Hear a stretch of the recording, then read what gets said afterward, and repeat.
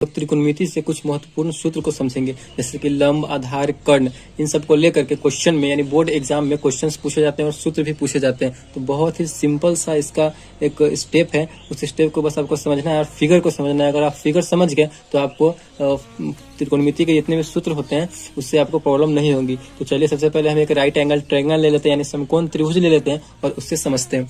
एक समकोण त्रिभुज सबसे पहले हम बना लेते हैं, राइट एंगल ट्रायंगल।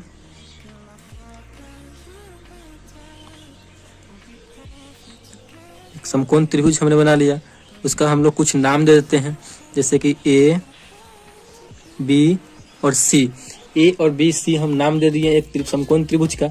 इसमें अगर हम यहाँ पे, तो ये क्या हो गया, ये 90 डिग्री हो गया। समकोण त्रिभुज हमेशा 90 डिग्री का होता है, ये भी आपको ध्यान रखना है। तो ये इसका 90 डिग्री हो गया। अगर हम थीटा यहाँ से मानते हैं, अगर हम थीटा यहाँ से लेते हैं, इस कोण से लेते हैं, थीटा अगर हम इस कोण से लेते हैं, ये हमारा थीटा हो गया। तो आपको ध्यान रखना है कि जहाँ पे हमारा 90 डिग्री का कोण बन रहा है उसके हमेशा सामने वाला जो होता है वो हमेशा कर्ण होता है। तो ये हमारा कर्ण हो गया, ठीक, जिसे हम H से डिनोट करते हैं, इंग्लिश में H से डिनोट करते हैं और इसे इंग्लिश में हाइपोटेनस बोलते हैं, ठीक। ये हमारा कर्ण हो गया। और थीटा जैसे हमारा ये हो गया, तो थीटा के सामने वाला हमेशा लंब होता है, ये ध्यान रखना है। तो इसके सामने वाला ये हो गया, तो ये हमारा क्या हो जाएगा, लंब हो जाएगा। और एक बच गया वो हमारा आधार, तो ये हमारा आधार हो जाएगा, ठीक।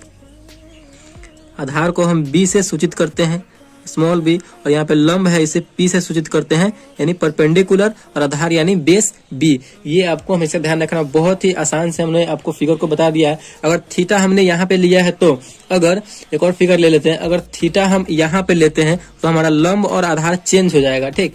चलिए एक और हम बना लेते हैं समकोण त्रिभुज। ये हमारा समकोण त्रिभुज है, राइट एंगल ट्रायंगल है, ठीक। इसका भी हम नाम दे देते हैं ए, बी और सी। हमने इसका नाम दे दिया। यहाँ पे ये हमारा हमेशा ये 90 डिग्री ही रहेगा। 90 डिग्री हमेशा समकोण त्रिभुज होता है। और समकोण त्रिभुज के जो 90 डिग्री का कोण है उसके सामने वाला जो है भुजा हमेशा कर्ण होता है। इस बात को हमेशा ध्यान रखना। कर्ण हम ये नहीं बदलता, ये हमेशा कर्ण रहेगा, जिसे हम H से डिनोट करते हैं, हाइपोटेनस बोलते हैं।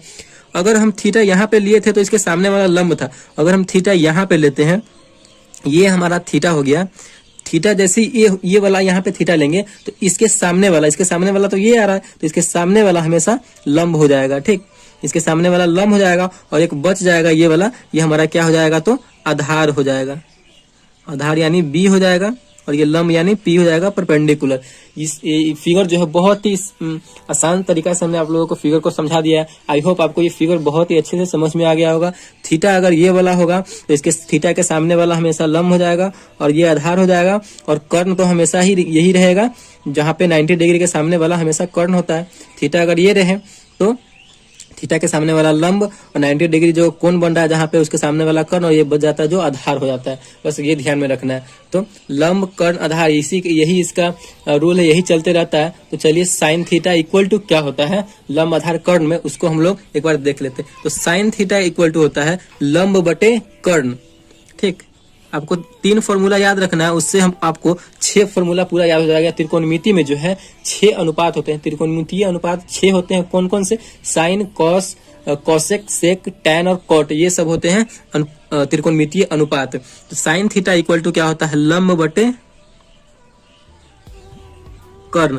साइन का आपको याद रखना है तो कोसेक का ऑलरेडी याद हो जाएगा। इन दोनों का आपस में एक रिलेशन है, इन दोनों का एक आपस में रिलेशन है। साइन थीटा इक्वल टू होता है लंब बटे कर्ण। अगर इंग्लिश में बात करें तो लंब यानी पी, परपेंडिकुलर, और कर्ण यानी एच, हाइपोटेनस, ठीक। इन दोनों का रिलेशन क्या है कि साइन का लंब बटे कर्ण है तो कोसेक का इसका उल्टा हो जाएगा। लंब बटे कर्ण है तो कोसेक थीटा का क्या हो जाएगा, कर्ण बटे लंब हो जाएगा, ठीक। कर्ण बटे लंब कहने का मतलब है H बाई P हो जाएगा। एकदम सिंपल सा है। एक क्वेश्चन हम याद किए, एक फॉर्मूला याद किए तो दूसरा फॉर्मूला हमें ऑटोमेटिक याद हो गया।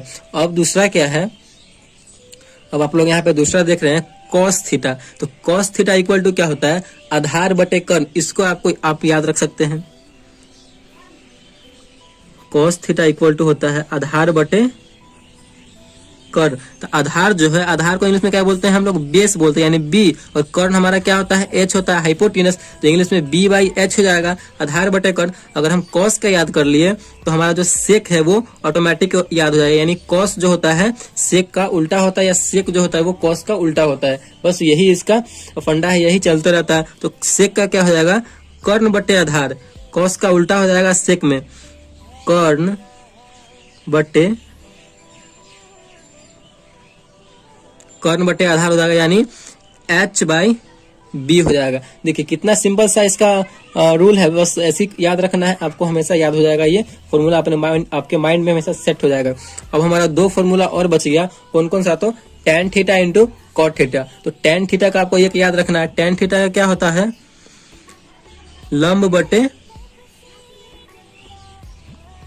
आधार। tan थीटा इक्वल टू होता है लंब बटे आधार, लंब मतलब P परपेंडिकुलर, आधार मतलब B, P by B। tan का जब हमें याद हो गया तो यही इसका उल्टा हो जाता है, tan का उल्टा cot और cot का उल्टा tan। तो tan है लंब बटे आधार, तो cot क्या हो जाएगा, आधार बटे लंब हो जाएगा,